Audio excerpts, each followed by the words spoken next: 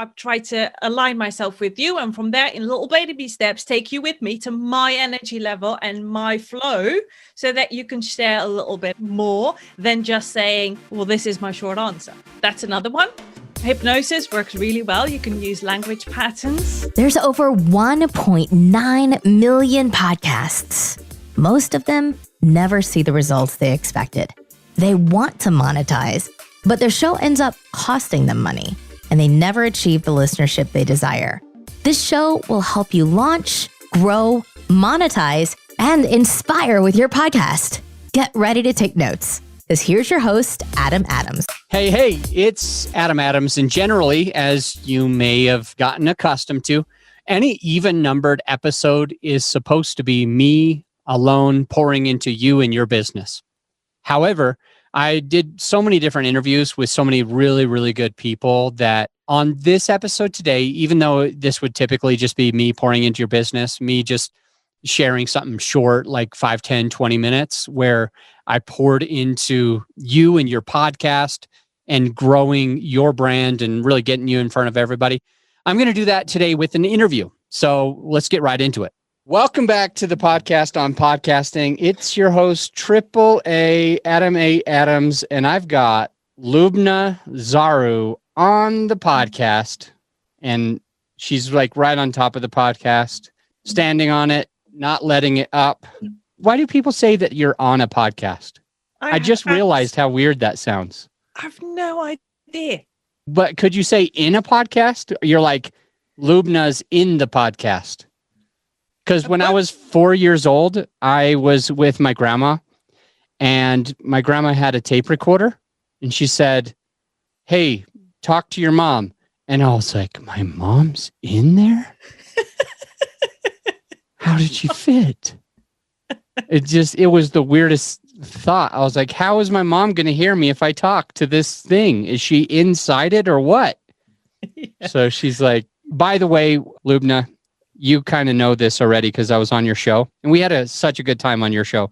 So first and foremost, once you've listened a quarter way through to this podcast episode right now, you're going to be like, Loubna is the shit. I like her a lot. I want to see what else she's got going on. And so you're going to jump over to the Entrepreneur Sushi Club podcast. You're going to just type that in.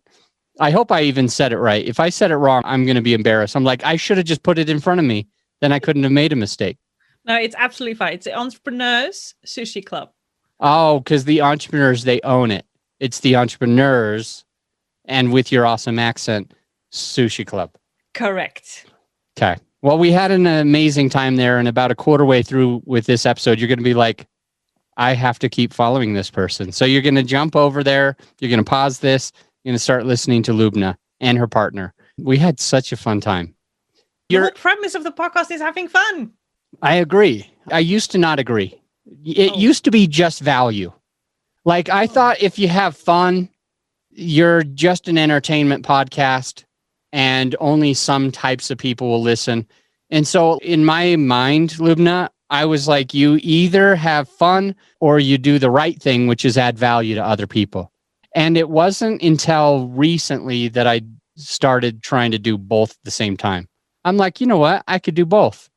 So, Loubna. Yes. Why did you start your podcast? Why would you start a podcast that is about sushi and entrepreneurship? Why wouldn't I? Well, I don't know. I mean, it's like, couldn't you have like a sushi one and an entrepreneur one?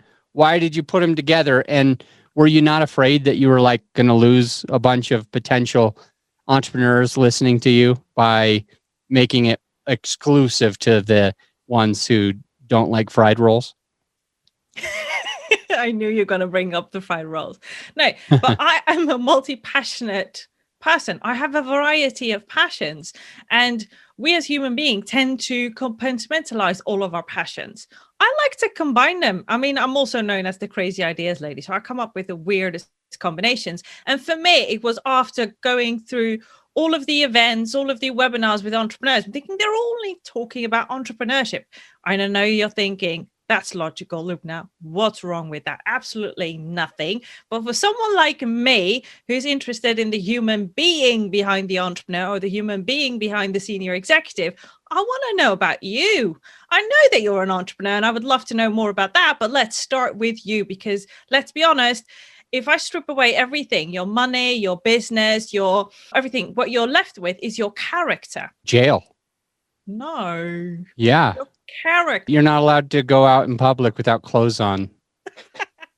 So that's like straight to jail. But I didn't say that I would strip you from your clothes, Adam. That's you. That's I missed you it. thinking that. I missed it. Okay. I thought you said strip you from everything. No, from your business, from your okay, from your labels, not your clothes. Come on, let's. Should we edit that part out? Oh God, no.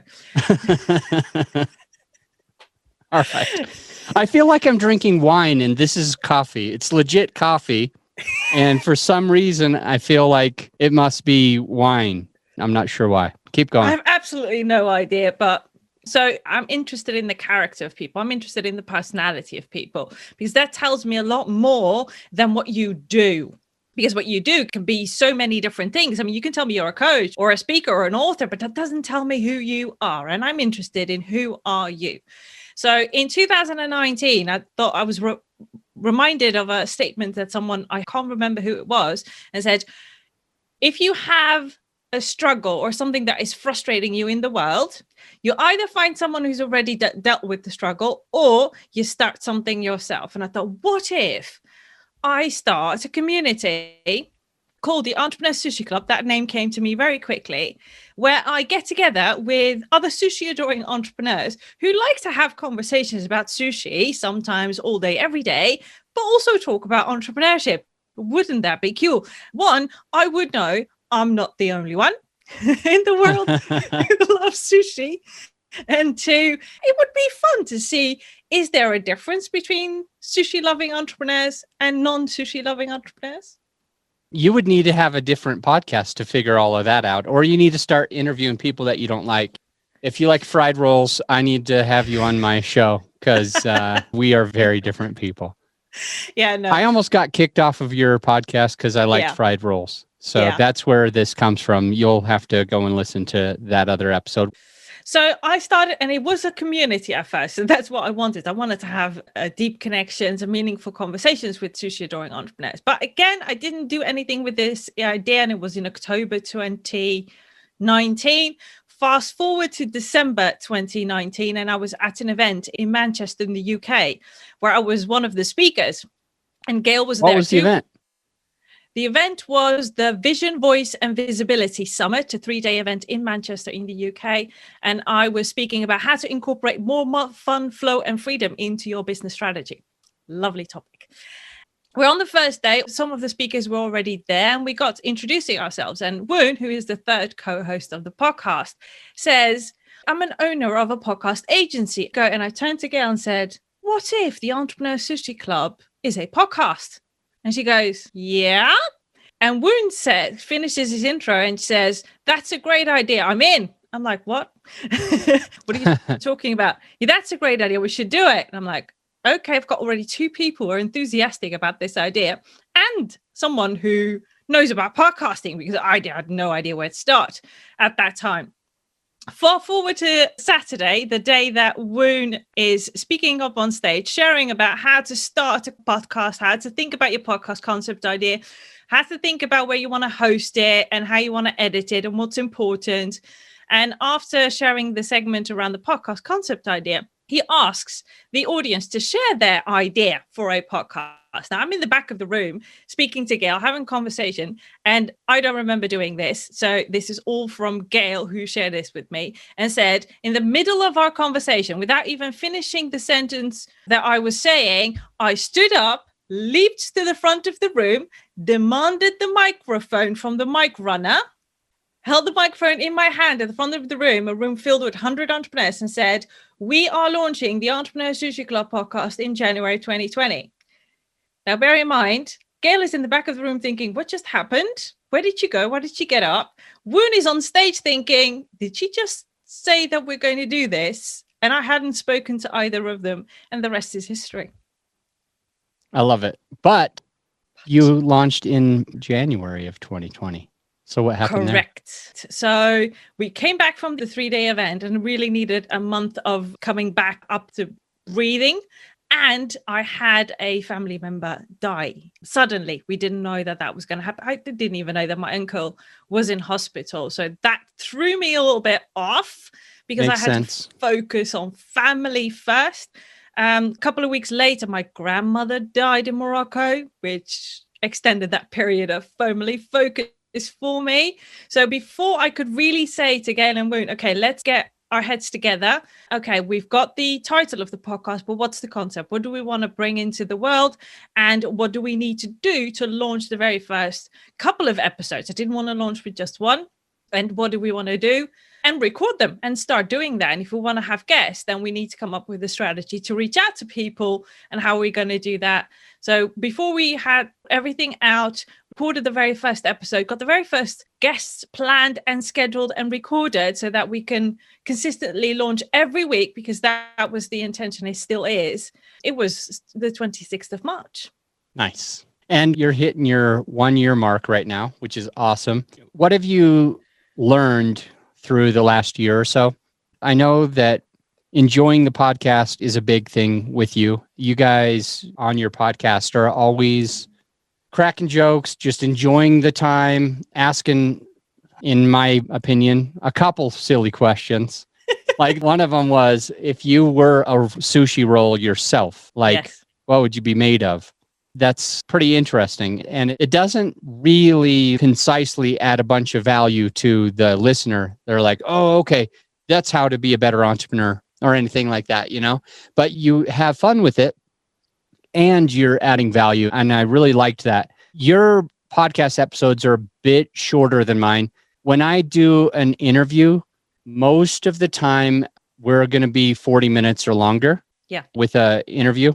But with you, I think you try to keep it, what was it, like 20 minutes or 30 minutes? Yeah, 2025, maximum 30 minutes. Got it.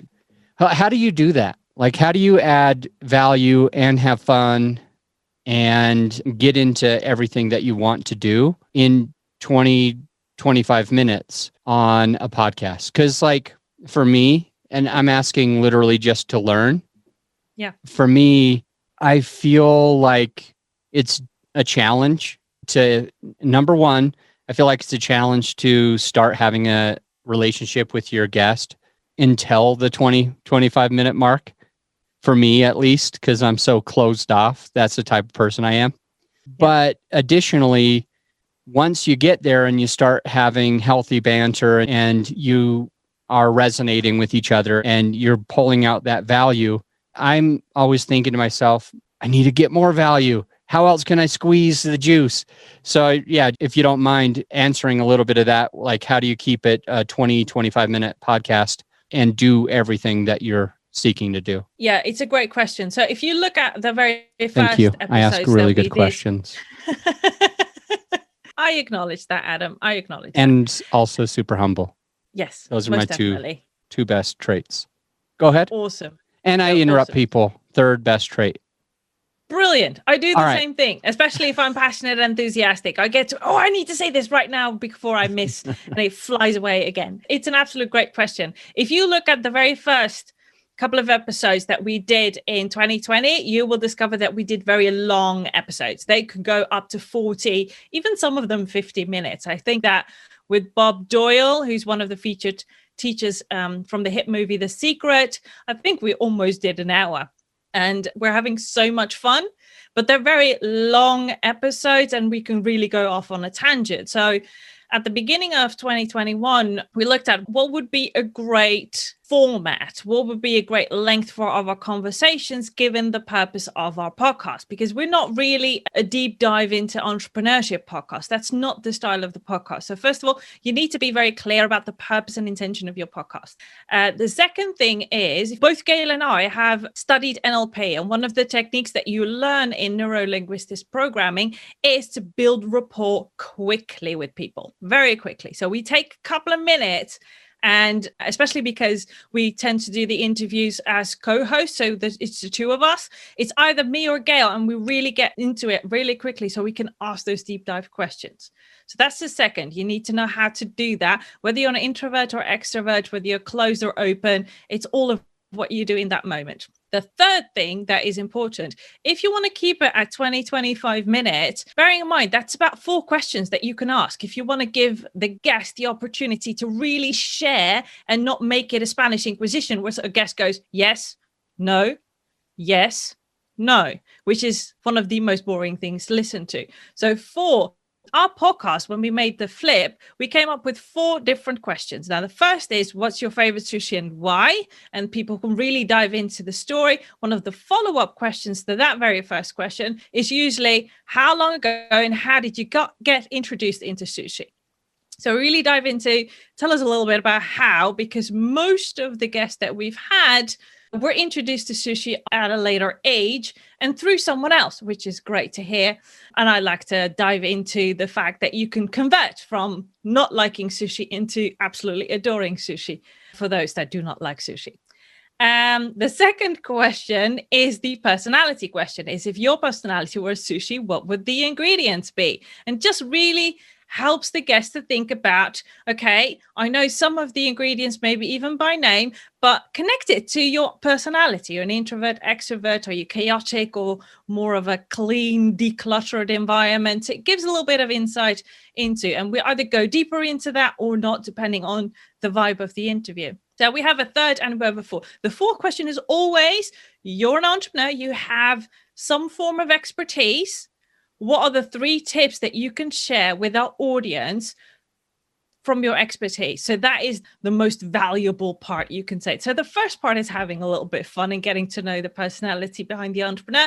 And the last part is you've got expertise, but do it snappy, quick, so people can really take action immediately after listening to an episode. If you do this right and really let the guest speak, and you have a good guest that knows that they can tell stories, then 4 questions, you will end up at 25-30 minute mark easily. I love that.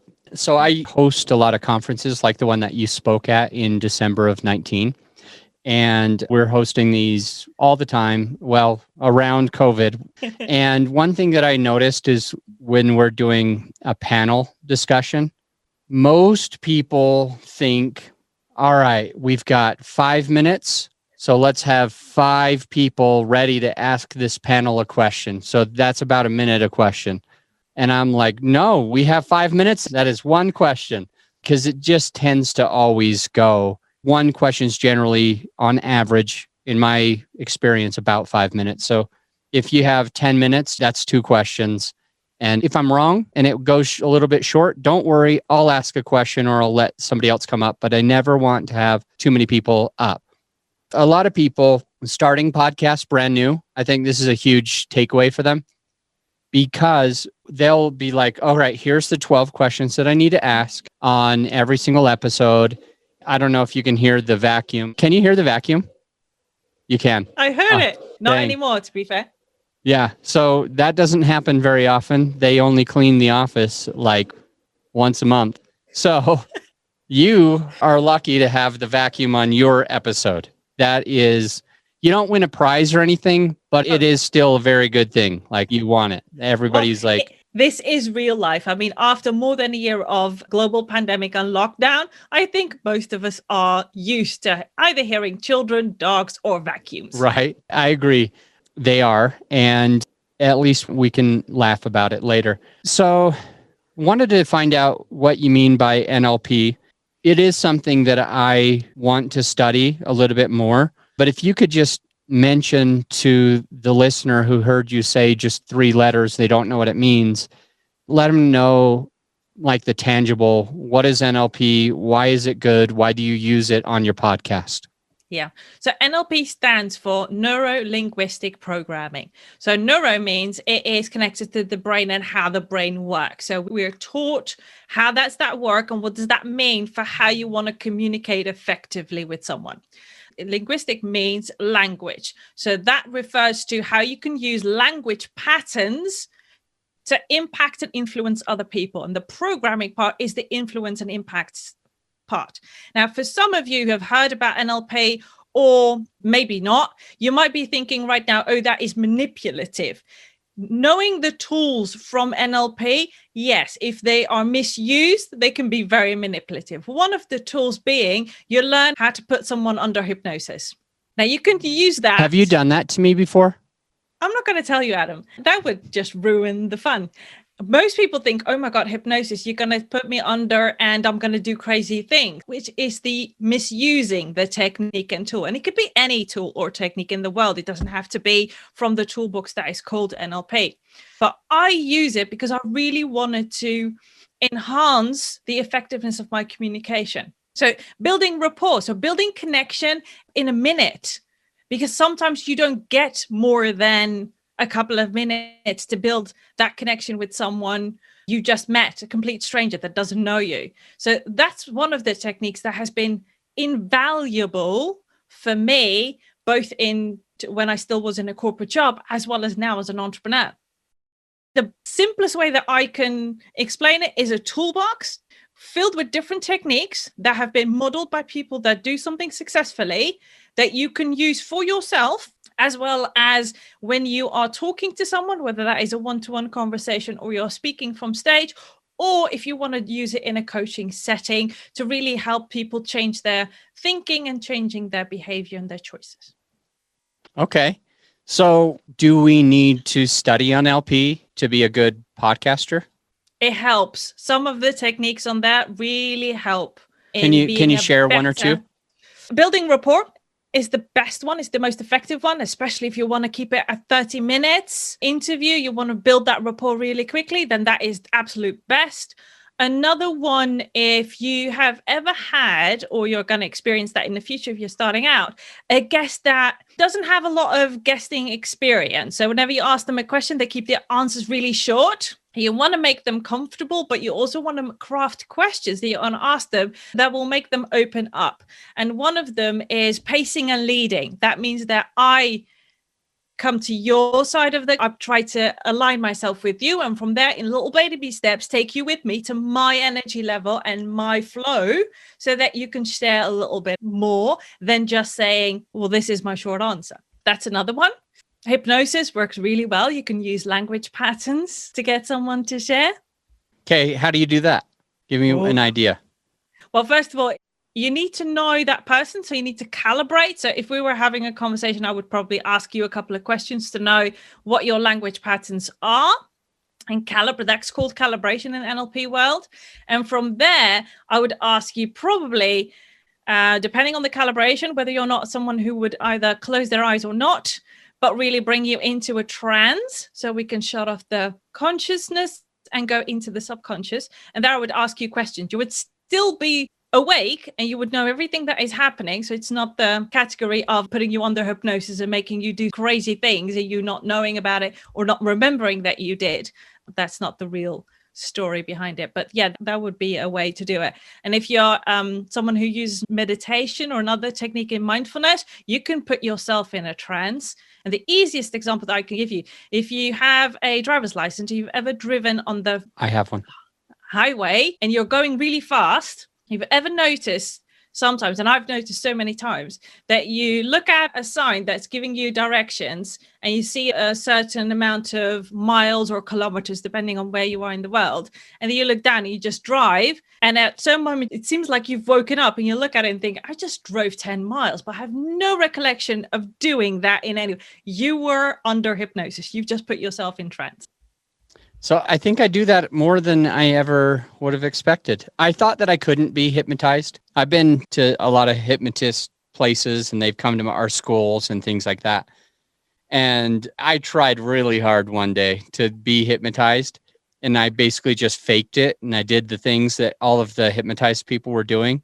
The hypnotist knew that I don't know how they would know that I was faking it because I was doing a really good job doing exactly what everybody else was doing. And he's like, you with this. And I'm like, why isn't he picking me? I look just like them. But he didn't pick me. So I always thought I can't get hypnotized. Meditation is something that's really tough for me. But I frequently am driving and I'll be like, wow, I don't remember the last 10 minutes. I'm glad that I didn't get in a wreck because somehow I was not really paying attention, but I drove here, stayed in the right lane, used my blinker when I needed to, but it was in some type of trance. So Yep. all that's really interesting. And I want to give you an opportunity to kind of just turn it over to you and let us know, like, you've already given plenty of tips, but I know you have more in you. We're brand new. We've had our podcast, most listeners, less than 2 years, and many of them are about to launch.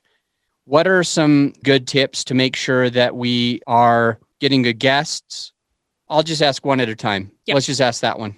Good guests. What we did at the beginning of our podcasting journey is we asked our friends, and we asked our friends that have a certain positioning in the marketplace. So people know them. They've got a community behind them. They've got some followers. So when the episode dropped, we know that whether they share it or not, by us sharing it and tagging them, their followers would see it. So I would suggest to do that specifically in the beginning when you're building your visibility. So really be very mindful about who you ask. We're very lucky because we know a couple of people that are famous. I already mentioned Bob Doyle from The Secret. If you're into the law of attraction, you know about Bob Doyle. So we had him on the podcast, but also we had Tasha Chen, who has a massive community behind her. So they know a lot of people. So look at some of the people that you know. If you were to go out now into some of the Facebook groups around podcast guesting and podcast connection, is you will discover if you post in them looking for guests, you will get a lot of people, not necessarily the right people for you in the start of your journey, because everyone wants to be a podcast guest because they use it as a marketing strategy. Rightfully so. It's a great way to enhance your reach and be known in communities that you may not be connected easily. So I would be very mindful for the very first type of guest that you invite to your podcast. Another tip is make a decision on whether you want to do a solo podcast, so you're the only one that is speaking and you're providing value from your expertise, or that you want to do a guesting, so you interview guests on the podcast. With interview guests, realize that you're giving the guest a platform. It's less about you, it's more about the guest and giving them an opportunity to shine. What I see happening now a lot is the combo. So they launch 2 episodes a week, for example, and the very first one is a solo episode or a guest episode, and the second one is a solo episode where they reflect on what the guest shared, but also have the opportunity to share their own expertise. So I would suggest consider doing a combo.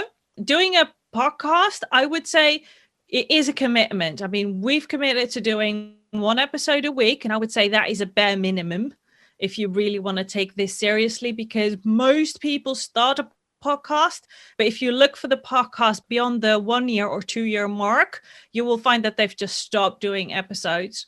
So yeah, if you're going to do this for the long haul. That's one of the reasons why I say make it your fun project. Make it something that you absolutely enjoy. I mean, I love connecting with people. I love having conversations with people.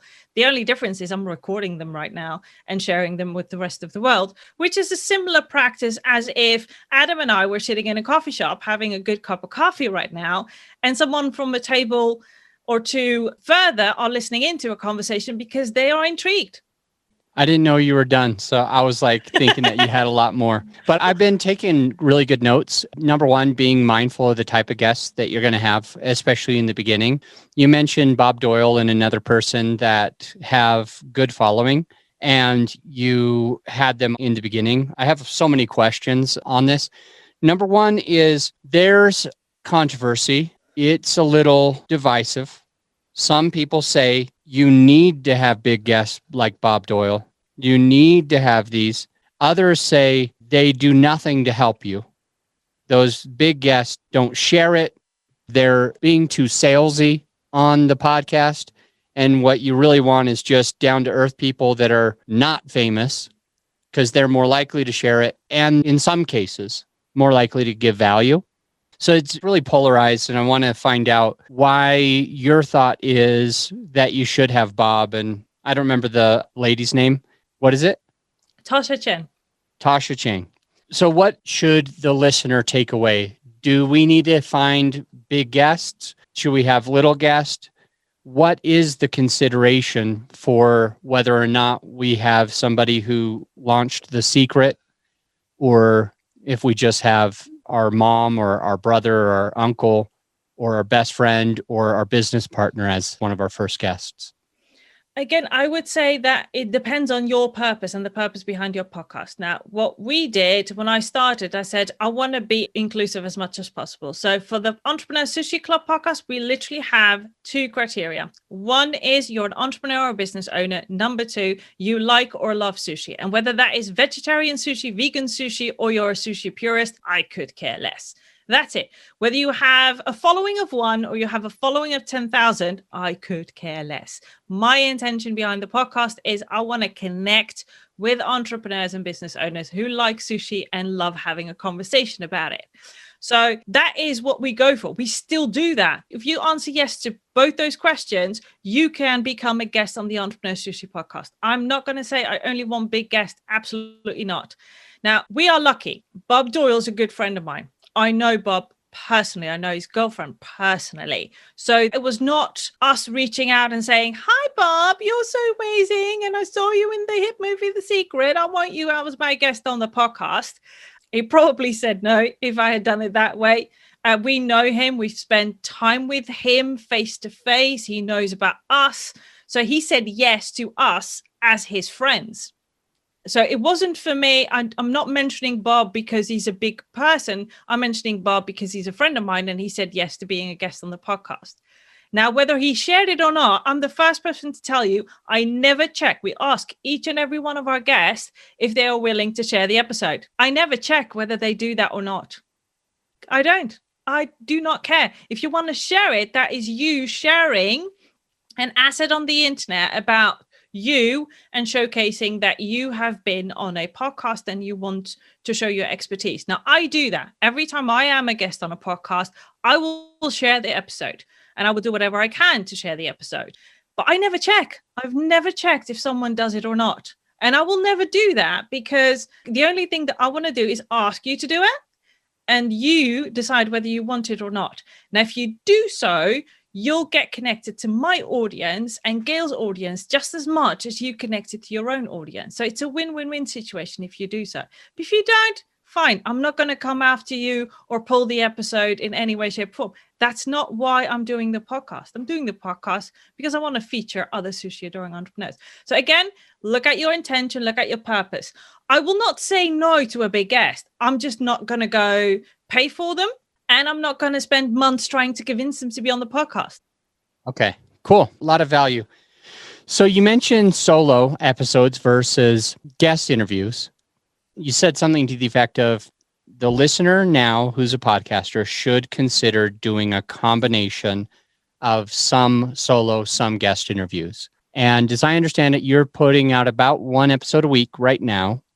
And that's the minimum that you suggest. And I know for a fact, as somebody who was a guest, that you definitely do have guest interviews. Are you doing the every other like you suggested? Are you doing like where it's just you adding value sometimes and other times you're interviewing somebody? And if you're not doing a combo, do you perhaps plan to add that other portion in?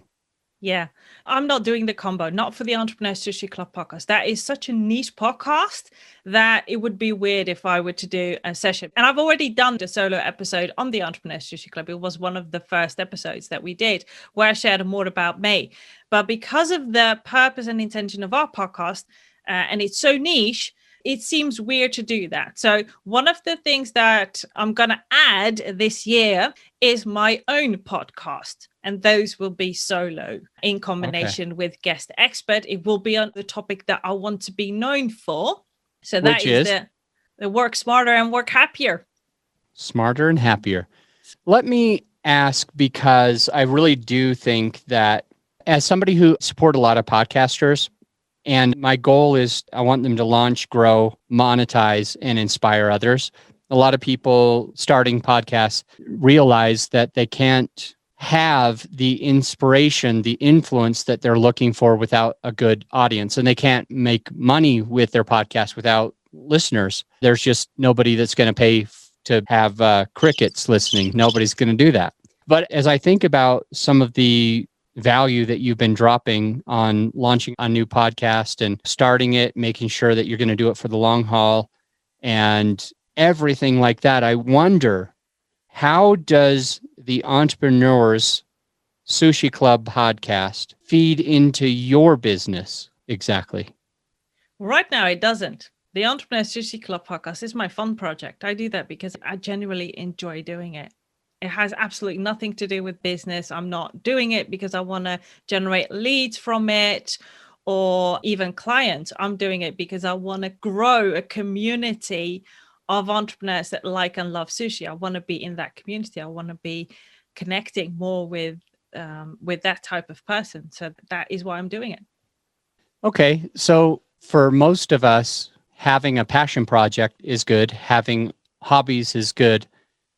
I want to find out what makes you be able to sustain doing this for the last year and continue to do it if it's not feeding into you financially.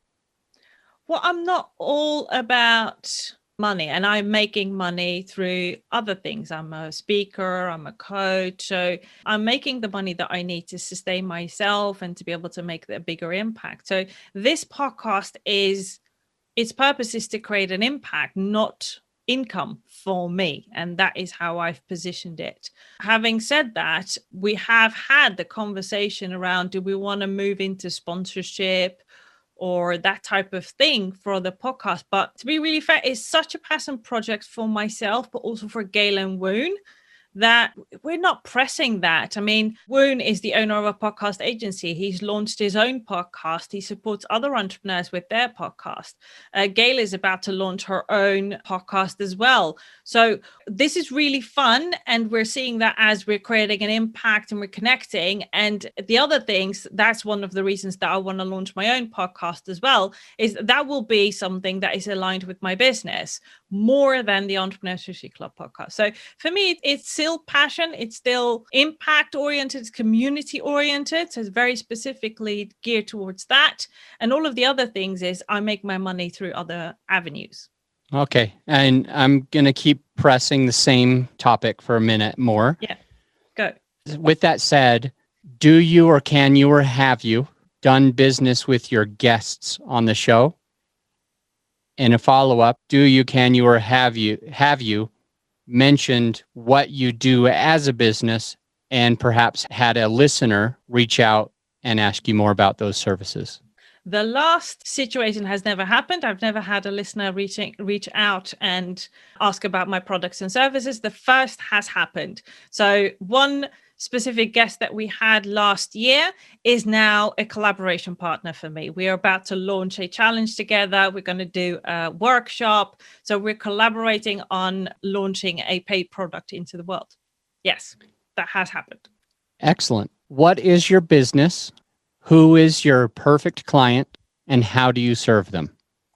Like I said, my perfect client is a purpose-driven entrepreneur. So someone who wants to create an impact in the world and doesn't care just about money, because I don't care just about money. You need it, don't get me wrong. And if you have it, you can create a bigger impact and support others.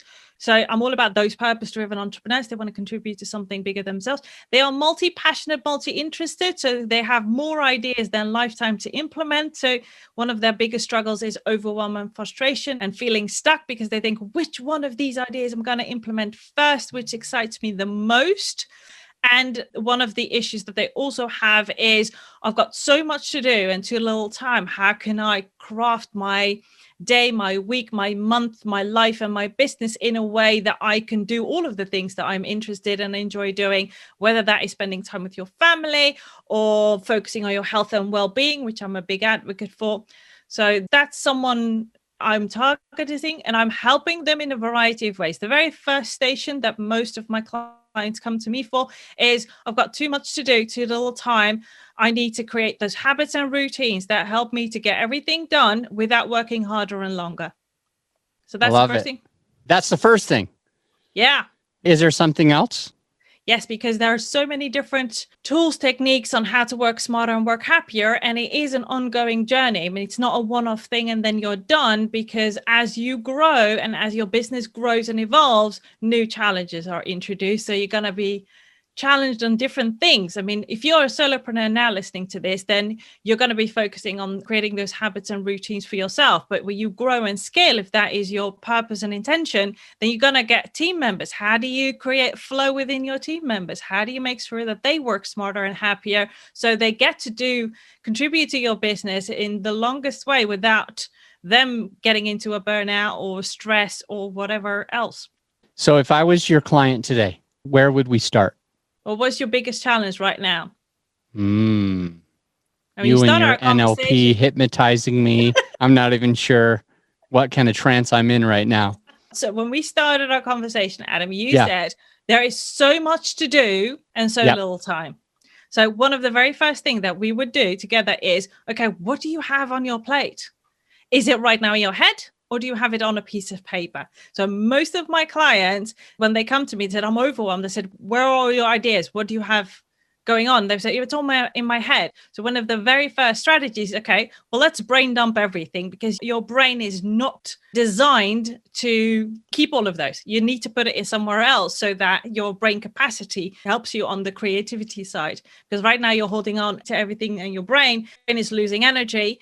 And you need to tap into your CEO function at the front of your brain, and they don't have enough energy to do that. So you're keeping stuck every time. So that's where we would start, Adam. Awesome.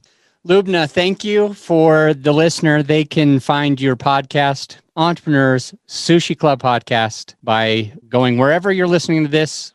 Jump on over. Do me a favor, listen to an episode or two and give her an honest written review about the podcast once you've heard an episode or two. And make it fun. Listen to Adam's episode and then give a review. Which is already in the show notes. That makes it easy. So, Loubna, if your perfect client is listening, how do they find you? How do they reach out to you? The best way to reach out to me is one of the social media platforms. So whatever that is your playground, whether that is LinkedIn, Facebook, Instagram, or Clubhouse, just send me a message and I'll hop on a call. Awesome. Thank you for jumping on. Really appreciate your time. It was fun to see you again. And I know that we'll see each other again in Clubhouse. Additionally, I want to come back on your podcast again. That was one of the most fun experiences. If you're listening and you do love sushi and you love entrepreneurship, that's where you're focused.